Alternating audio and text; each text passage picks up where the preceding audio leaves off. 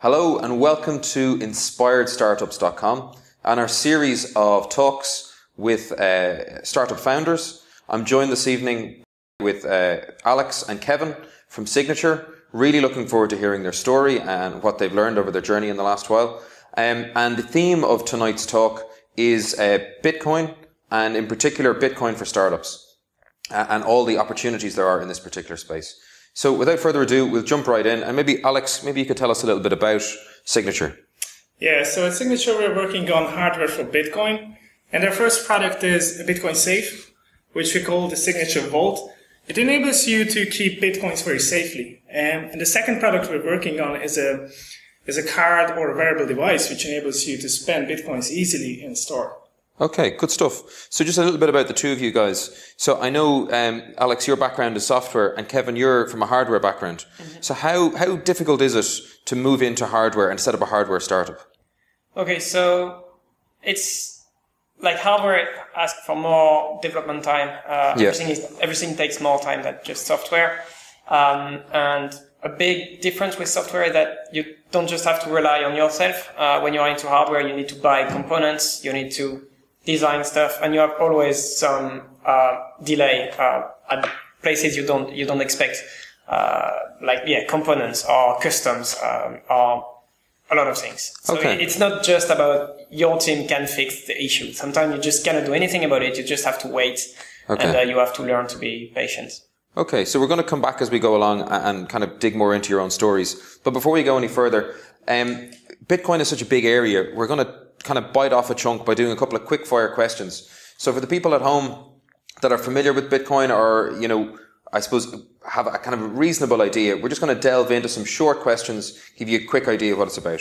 So Kevin, what would you say the current value is in Bitcoin?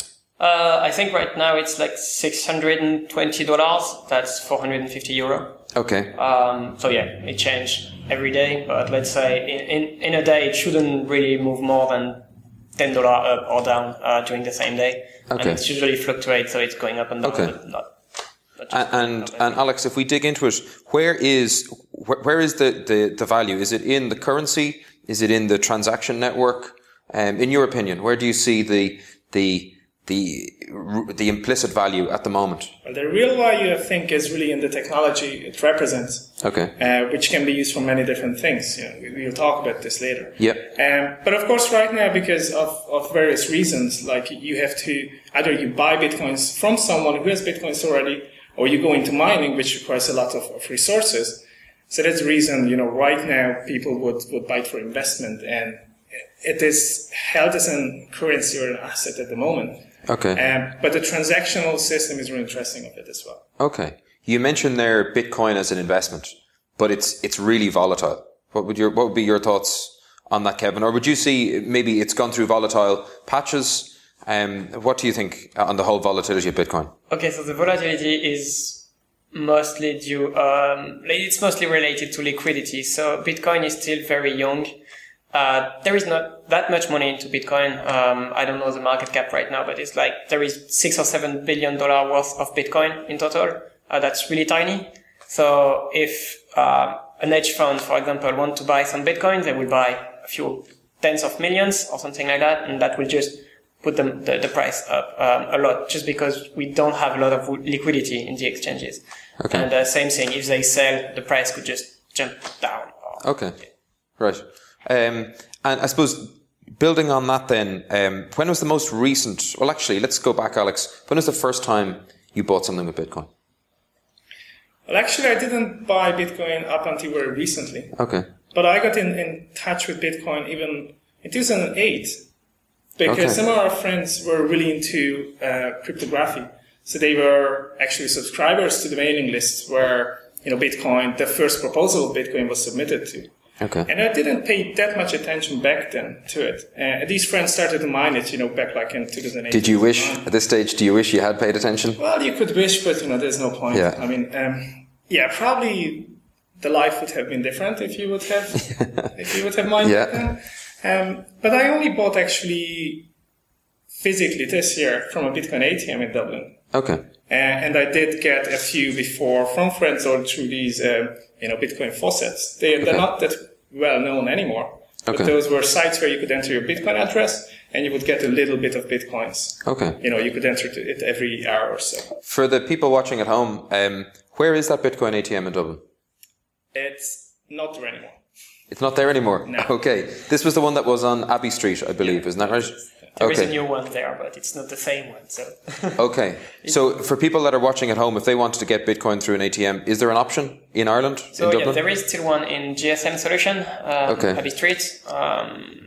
There is another one in the Bagot Inn, but it's not operational yet. And a last one, I don't know where it is, but I think they are moving it around in universities. So yeah. So the trend is that over the next while, there are probably Bitcoin ATMs popping up in different places. Yeah. You guys reckon, yeah? Okay, cool. So You can also buy them through various sites like local Bitcoins where you can meet local people who would be able to sell, where you would just give them money in cash and they would give you the Bitcoins. And have you guys bought, rather than trading Bitcoins between investors and people that are looking to, I suppose, speculate almost, have you guys bought anything physical? Like have you bought, a table or, well, obviously you haven't buying tables, but have you bought physical products with Bitcoins? I actually bought a Bitcoin, a Bitcoin coin. A physical coin. Okay, a bit like what we see in the background here. Yeah, a bit like that. Okay. And physical things, beers. Okay. So, yeah. Where is that in Ireland? Yeah. You're able to, okay. The Bagot Inn, they were great. accepting Bitcoin, so I had a few pints there. Okay, excellent. So you're actually seeing microtransactions or small transactions occurring where people are trading in Bitcoin on the ground. Okay, good stuff. Then to take a little bit of a kind of a turn and look at, so Bitcoin has got a lot of bad press, or it's got a lot of press. Maybe bad press is being a bit strong. But there seems to be a lot of misconceptions about Bitcoin out there. So maybe Alex, you could give us, what misconceptions have you come across? Well, of course, the major one, that Bitcoin is used for black markets only. Okay. And so this is like the Silk Road and that sort of stuff. Okay. Like especially people really talk about people have the perception that Bitcoin is anonymous. Okay. It isn't anonymous. Yeah. You can call it pseudonymous, but it's not anonymous. And then people, because they have this preconception, they think, so anyone can trade black market stuff on it. But then people would just reflect, but cash is the same. Yeah. So why would people use for really bad things? Why would they use Bitcoin if it's actually traceable? Okay. We'll come back to that, the whole open ledger system within Bitcoin, where you can actually see all the transactions that have gone through, more so than you can with cash. With cash, you don't know where your money has been previously. With Bitcoin, you have that sort of transparency. Well, actually, with cash, there are those sites, especially for the dollar, but also for the euros, where people can enter the serial number of the bill and the face value of the bill. And I had this bill at this time and I received it from here. Okay. Then you can track on the map, which way a bill traveled through it. Okay, very interesting. But surely there must only be very small amounts of information. So you probably only have snapshots in time. Yeah. This bill was in Ireland, was in the US, was in Kentucky, was in, New York. It's very interesting because I had a few US bills from a trip and I checked them in this site, and actually they were already entered like 3 times. Okay. So I traveled between Texas to California to New York, back to California, and then I took it. Okay. One of the things we touched on there was the blockchain. Maybe you could explain the blockchain to people watching. It's a very difficult thing to try and get into much detail. So Kevin, maybe you could just give us a high level understanding.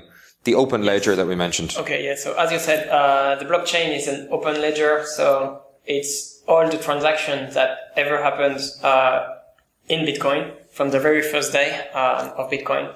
And since then, every Bitcoin mined, so every new Bitcoin created, or every transaction in Bitcoin, so every time you spend a Bitcoin is recorded in this open ledger. So right now, if you install a Bitcoin software, a Bitcoin wallet in your computer, you are downloading all the data, all this public ledger, and you can, if you want, you can check like at any time what transaction was made, and you can trace your Bitcoin up to the very first day it was mined. So everything is public, and that's a blockchain. Okay. And then what does that mean for banking, Alex? Well, just a little bit on why it is so interesting that you have all the transactions, the way it is built up on each other. You know, the longer you are in time from a given transaction, the less likely, the likelihood is much lower to be able to change the transaction. Because every single one on top of it is referencing the one below. So, you know, a transaction, I mean, these are the things called confirmations, you know, how many transactions happen. So I suppose you're looking at the security of the blockchain here, the ability that the more people interact with the blockchain, it becomes a more secure system. Yeah.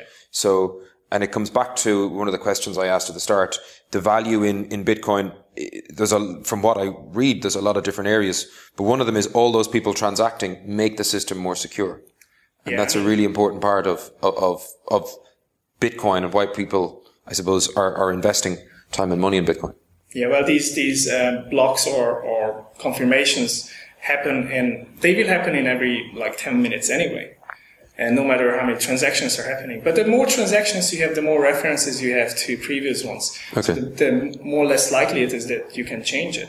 Okay. And, you know, what this means for banking is that you don't have an ability to roll back a transaction. Once you did a transaction and it was confirmed several times, and then there's no way back.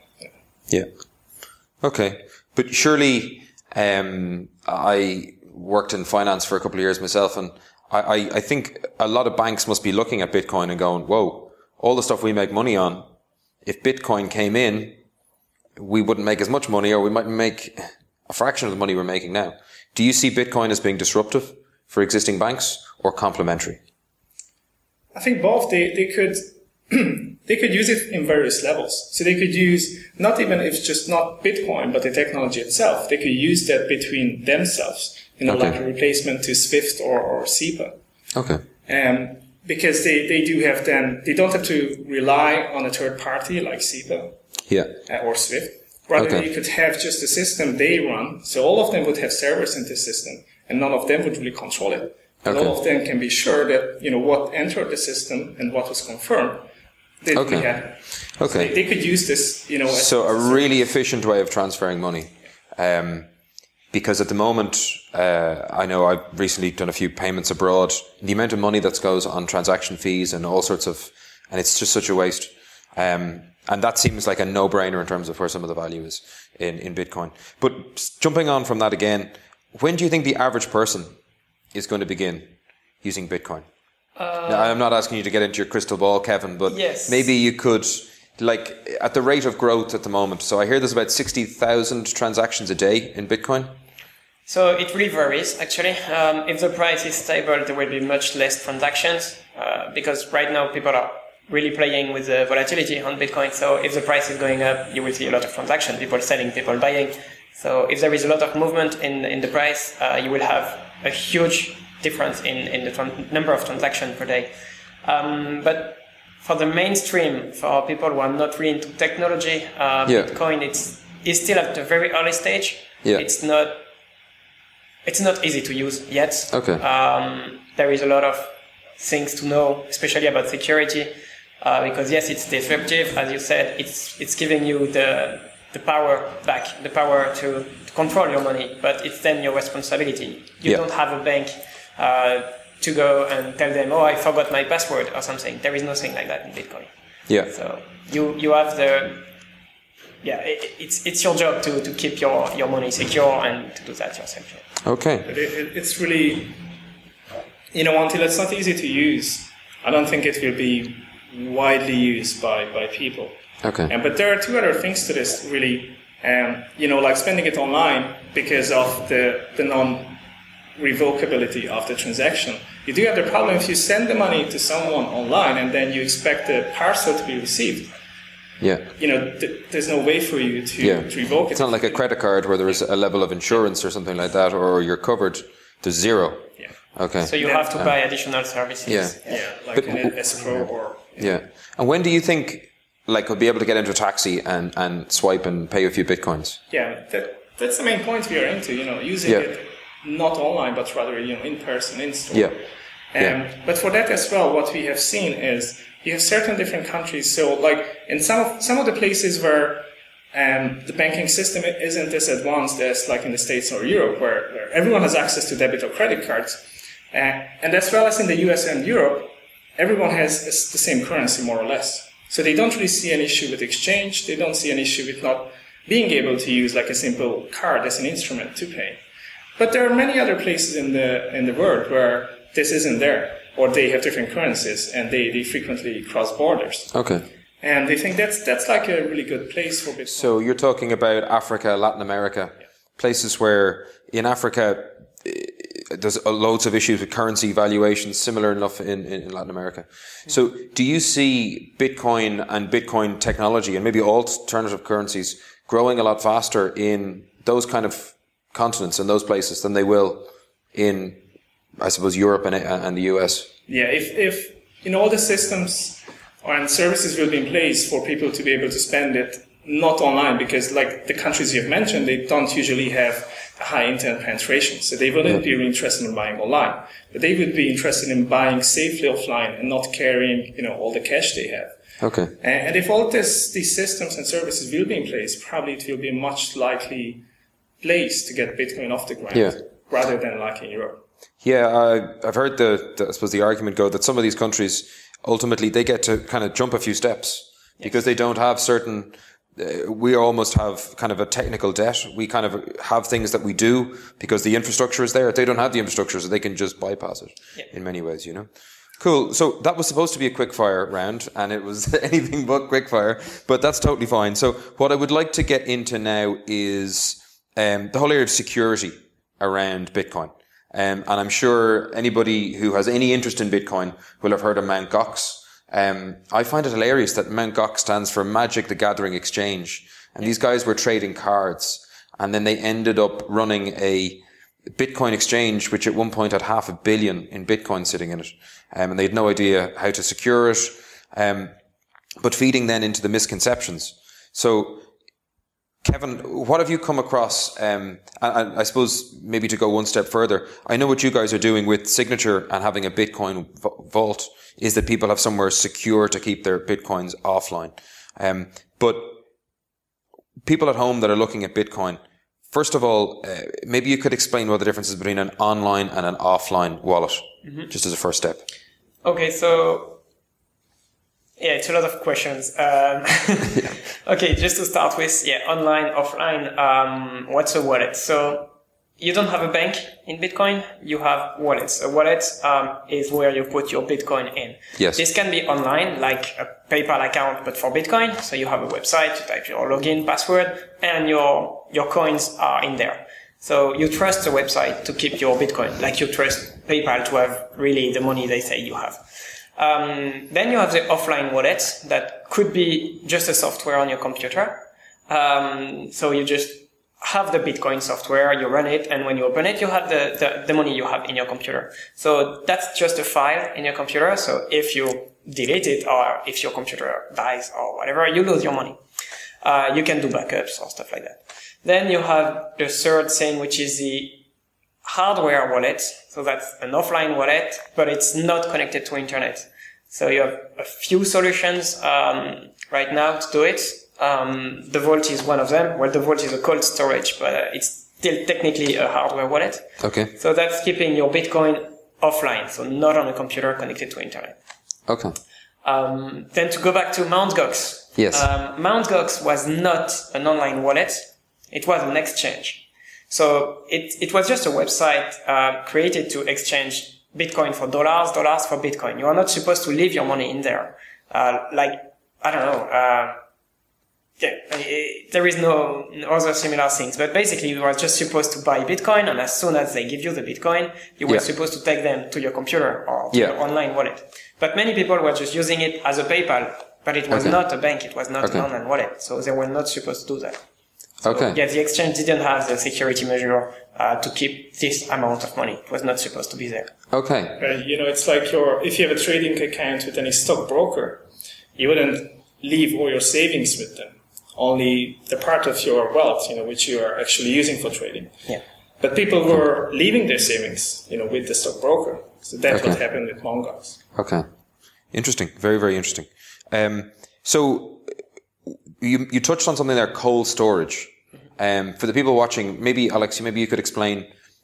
We've talked about online and offline wallets. What exactly is cold storage?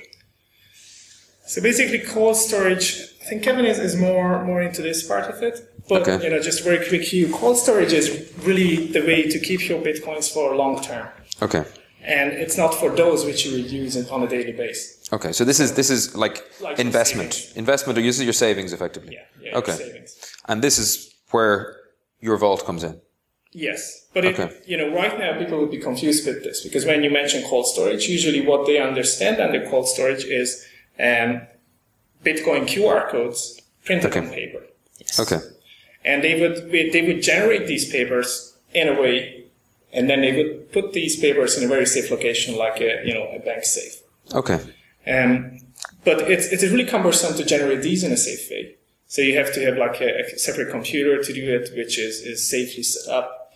And when you finish, you have to dispose of it in a proper way as well, because it might have memory of your keys. So there's a copy of it somewhere that somebody could potentially access. So you have to be, you have to set this up properly. And when you have the paper printed out, your printer might have a copy as well. And then the next step is carrying the paper to the safe. And that's another issue as well. Okay. The vault is an alternative to this. Okay. So you don't need to have all the things we have mentioned now. Okay. So while we're on it, maybe explain the vault in a bit of detail. Maybe how it works. I know, Kevin, you're the hardware guy, so you can give us. Technically, the vault is a computer. It looks like this. So we deliver it. Yeah, take it out there and actually show. Basically, this thing is a computer. It has no battery, no screen, no button. But it's not just a memory card. It's not a flash drive. It is a computer. Okay. So this thing would create like your Bitcoin address, so your Bitcoin bank account. It gives you the bank account number, so the Bitcoin address, so you can put money into it, even without having the device with you. So you have the IBAN number or the bank account, so you can send money to it. But the only moment you need access to the cold storage, so to the vault, would be when you need to spend the money. Okay. So at this time, you need physical access to it. So you probably will keep it in a safe, maybe in a bank. Yeah. And when you need to access these funds, you will go in a bank. You will just get the amount of Bitcoin you need out of it and leave the vault in the safe. Okay. So that's the way it's supposed to work. And that's why it's a cold storage. It's not supposed to be used every day. Okay. Yeah. Got you. So who, I suppose, maybe give us an idea of who is the target market? Who are the people that are buying this product? And what is the main reason that they're buying the vault? Well, Alex. There are multiple reasons. Like the first reason, which we mentioned before, how cumbersome it is to set up a system where you can print out paper wallets. So this is an alternative to this. You have to have perfect understanding of the risks involved by, when you set up this system. Otherwise, it is pointless to do. Okay. Because if you don't know what could be the risky parts and you don't protect yourself against those, then you just had a lot of things to do for no reason. Okay. So that means, this really targets those who might not have the required technical knowledge to make it secure, but this will make it secure for them. Okay. And the other big issue is, if you have, with paper you have the problem that it might burn. If you keep it on a pen drive, that's another option. Yeah. If you keep it on a pen drive, the pen drives aren't really made to hold data for many long years. Periods of time. Yeah. I've lost a couple of files. Unfortunately, I sat on a USB stick not so long ago and lost a whole lot of stuff. So I know where you're coming from. Yeah. Okay. And there was this guy who lost his Bitcoin wallet on his hard drive. Is this the one where it ended up in a dump in England somewhere, and he had 6 or 7 million in Bitcoin? Yeah. And he knew it was in a dump, but he didn't know where. And as far as I know, he's never going to get it back. I think that's... Exactly so. Yeah. You see, if you have it on... even if you might find it, it probably is gone. Okay. Because of magnetic fields or anything. Yeah, just the damage, water, rust, whatever it might be. Okay.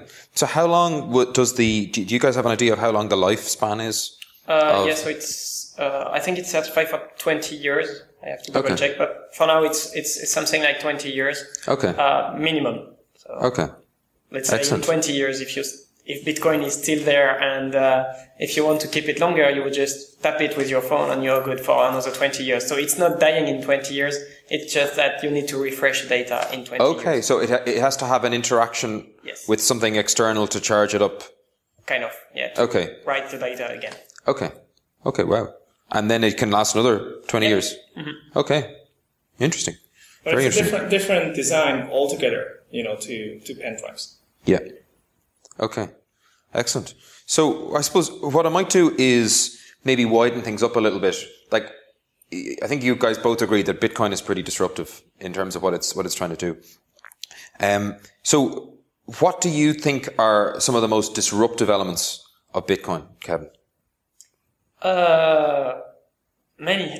The first one I would say is this open ledger. Of course, the blockchain. Everything is open. That's not something you would imagine when you're dealing with your money. You don't want to have everything about you public, like how much money you have, where you are spending your money. Everything like that is public in Bitcoin. Yeah. You don't know exactly who is the owner of which account and where the money is going, but you see exactly the amount moving from one account to another. So that's something very new, and it's been built to solve a big problem about trust. How to exchange money without having to trust anybody, like really nobody, no institution, not the people you are dealing with. The solution is just to open everything, so you can check everything about everybody. So that's the solution about it. And the other big thing would be it's completely democratic, because the people who control the Bitcoin are not a corporation or even a foundation, because you have the Bitcoin Foundation, but they don't have any real power over Bitcoin. The people with the Bitcoin, the power to change what Bitcoin is doing and how it works are everybody. Okay. So it works like, if you want to change something in the code, you have to have 50% of the miners doing this change on their software. So you cannot have somebody trying to switch something in the code without having at least half of the network agreeing with them. So that's something very big and very, very powerful. And on that subject, I have noticed recently there's a concern among the Bitcoin community that certain people may be able to get that 51%. Yes. And what are your thoughts on that? Okay. That's a tough one.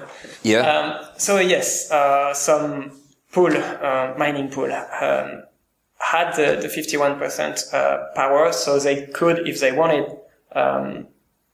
control some things over Bitcoin. It's still not absolute power. They cannot do whatever they want. Like, if they try to change something in the code, it means, yes, like the people who keep the software as it is would be vulnerable, but the people would see that something is changing. Okay. So people would just set up a new Bitcoin next to it. So if somebody does go in and manipulate Bitcoin through having 51% or more, it's evident. It can be seen. Yeah, and like the most obvious attack they can do is the 51 attack, and that's just about reversing some transaction, but it's just a transaction that you are involved with.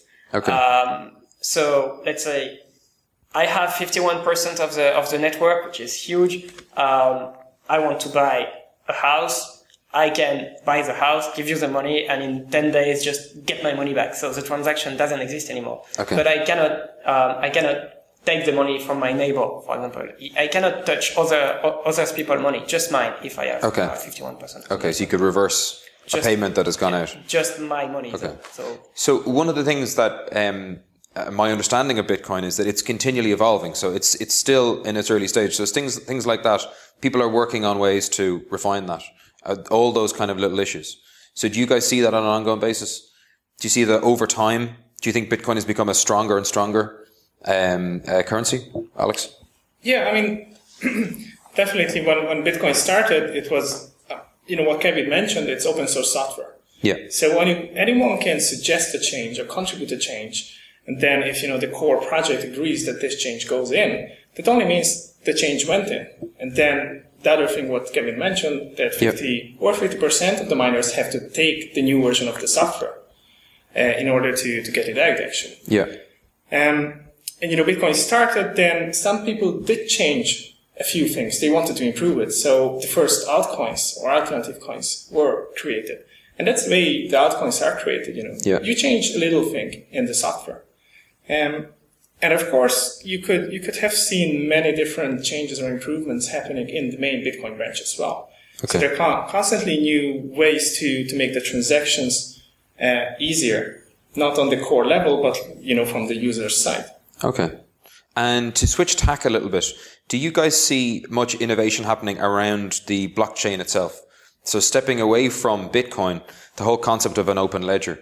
There's people now talking about creating like a decentralized Dropbox where everybody, owns the network, a decentralized search engine where, if you can imagine, everybody owning a little bit of Google and everybody gets paid for a little bit of the transactions. That whole area fascinates me. I find that like mind blowing what could happen.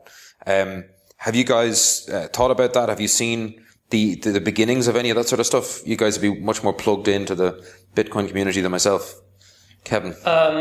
Yes, so we are very interested in that. So blockchain, like every altcoin use a different blockchain, but even without talking of altcoins, there are a lot of people working on the Bitcoin blockchain.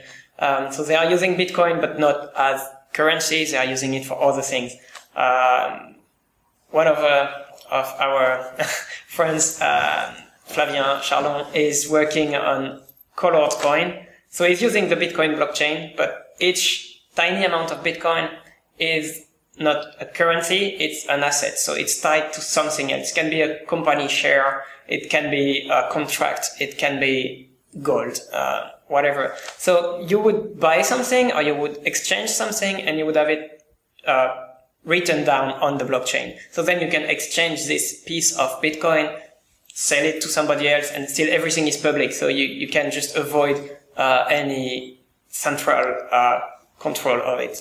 For like a public IPO, an IPO for a company, it's huge. Any company could do an IPO over Bitcoin without having to fill all the paperwork or stuff like that. Okay. And we are very interested in that because that makes a lot of sense to have cold storage when it's not about money. Let's say your contract for your house is in a Bitcoin, in a colored coin, you wouldn't sell your house every day. So you would put that on cold storage somewhere very safe when you can keep it for a long time. Okay. Everything about assets is extremely important for us. Okay. Yeah. But you see, one thing we haven't mentioned, the blockchain is the public ledger. Yes. Just to make it clear. But what colored coins do is, if you want to use this blockchain to track the ownership of something else and not Bitcoins, you don't really want to issue the very same value of Bitcoins for that, because then you would just double the actual value. So rather, this colored coin solves this problem by using just a certain amount of Bitcoins. You choose how many you want, and you can further divide those Bitcoins. And, each of that little part reflects an ownership in what you are offering. Okay. And the thing which you have mentioned, like a decentralized Dropbox, there's one big issue with this, though, because, the blockchain itself is a huge amount of data. It's probably over 10 gigabytes at this stage. It was over 8 gigabytes last year because it contains everything. And everyone who downloads the official client has the complete duplication of the data, as well as all the miners have this. And you see, if you want to use it as a Dropbox and you would want to put like 800 megabytes onto it, that would mean everyone would have to have the 800 megabytes stored. And of course, that's not feasible. And that, the reason to stop people from doing that is the actual transaction fees in Bitcoin is really tied to the amount of data you're sending. Okay. So right now you could be sending a video into the blockchain if you have the money, to cover the costs. Okay. So, just as it is, you cannot really use it for Dropbox, but you can use it to store, ownership to something. And, the actual list of what that ownership represents is stored somewhere else. So you can point at storage more than to store data on it. Well, you could store data, but that so it's like a direction rather than the physical storage, so to speak. Okay, so there's so much we could get into here, but before we, I suppose, wrap it up, I'd like to know a little bit about you two guys. So how did Kevin, Alex, how did you guys meet? I suppose is the first question. Kevin. Okay, so we met at a Find a Co-founder event that I was organizing. Okay. That was back in August, I think. Yeah, August last year. Okay. Great. Discussed about payment and stuff like that. Okay. From there. Because it's like a year ago, I hadn't heard of anybody, setting up a startup around Bitcoin, and I've heard of a couple in the last while, and I'm sure in a year's time there'll be a kind of, a couple more. No, I like it's definitely kind of on a trajectory. So I suppose to just to understand what inspired you, like Alex, why did you, of all the startups you could get into, what was it about Bitcoin? So basically, as I mentioned, I got in touch with Bitcoin very early, like at its inception, but didn't pay much attention back then. But then I decided to go back to college 2 years ago. And for one of the courses, I had to submit an Android application. Okay. And I decided to do something useful, actually, and not just, as it usually happens with college. So I decided to write a Bitcoin wallet, a lightweight Bitcoin wallet that doesn't, that means you won't download all this 8 gigabytes of data. Yeah. And for some reasons, I decided to write it from scratch, because it has to be written in Java. So this happened more than a year ago. So then I got really interested in Bitcoin itself, because I have implemented it and using it for other reasons or to do something with it. And Kevin was working on NFC-based systems. He had an idea. And then we met and went into discussions with this. And at some point we ended up, we should do Bitcoin. Okay, cool. So Alex, you're from Hungary. Kevin, you're from France. How do you find Dublin? Just a quick word on the Dublin scene, in terms of how do you find it as a tech scene? How do you find it as a place to live? Kevin, do you have any thoughts? So I moved in Dublin 3 years ago. Life is nice here, much better than in France, I would say. But so the weather is okay. It's not raining every day, even if it's raining quite a lot. A little too much, yeah. Yeah. For me, the hardest part was the food. Okay. I'm missing a lot of things here. That's another startup opportunity. Good food. Yes, bring us good food, bring us cheese and cheap wine, because wine is just crazy here. So that's the part I missed the most was the food. But yeah, the startup scene in Dublin is quite interesting. It's moving a lot. Okay. It's a tiny country and the city is really small. It's 1.5 million, I think, or something in Dublin. So you can access whoever you want. If you want to talk to somebody in the government, it's possible. I mean, you will not spend too much time to try to get in touch with the people you really want to talk to, because it's quite small. And I think. And you also mentioned, it's worth giving a shout out. Mm-hmm. You have a meetup on meetup.com. So you might tell the people listening and watching about that. So the meetup, I met Alex. Was I organized it because I was looking for co-founders, and I know a lot of people who are looking for co-founders. And at the time there was nothing. I started to run this Find a Co-founder event every week at the beginning, then every 2 weeks, and now it's just when I have some time. So when is the next one on? The next one is in the end of July. Okay. And for the people at home, how can they find out about it? They can go on meetup.com and try the Find a Co-founder meetup. Find a Co-founder meetup. Okay. And Alex, you mentioned you were looking at running a conference over the next while. Or thinking about it. Do you want to let people know about it, or is that kind of under wraps? No, it's not secret. We're working on Stuff Conference or Stuff Convention. And that will be a showcase event in Dublin about hardware startups made in Ireland. So you would have two things there. You could pitch to an audience, to a limited audience, then to a general audience as well. And you would have a stand where you could show your product. And the one requirement is that you have to have a physical product which people can touch. Great. I actually love the way there's loads of, because I've kind of been around the startup scene for a couple of years. There was no hardware startups a couple of years ago. And it's just exploded in terms of where it was to where it's at. It's probably still quite small, but it's really exciting because it opens up so much new possibilities, you know. There's so much more I'd love to talk to you guys about Internet of Things and going into all this sort of stuff. Yep. Don't really have a chance. So for anybody that's watching that would like to find out more, maybe you guys can tell us about your website, your Twitter, and all the other different feeds and how people can find out about it. Okay, there's Signatur. What's the web address? Signatur.co. Signatur.co. Without an E at Signatur. Okay, Signatur with an or without the E. And I'm sure they can follow you on various different social media. You guys on LinkedIn, on Twitter? Yeah, everywhere. Okay. Yeah. Good stuff. Okay, thanks for listening, folks.